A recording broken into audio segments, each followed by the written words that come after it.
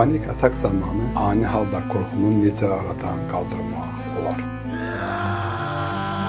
İnsanlarda təşviş, həyəcan, ani halda boğulma, adamların çox olan yerdə insanlar çıxa bilmirlər. Yemək yeyən vaxtı sanki elə belə ki, qida qalacaq onların qida borusunda. Bu cümlədən onlarda bəzi qidaları görəndə öyümü olur, bəzən qarşı cinsdən qorxurlar.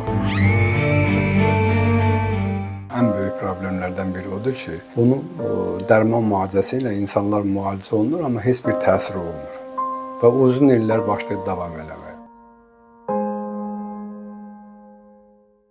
Ənənəvi tibbidən fərqli olaraq biz qeyri-ənənəvi tibbiyik, biz nəticəni yox, xəstəliyi yaradan səbəbləri aradan qaldırırıq. Onu biz tantra yoga sistemi ilə, nəfəs terapiyası ilə aradan qaldırırıq.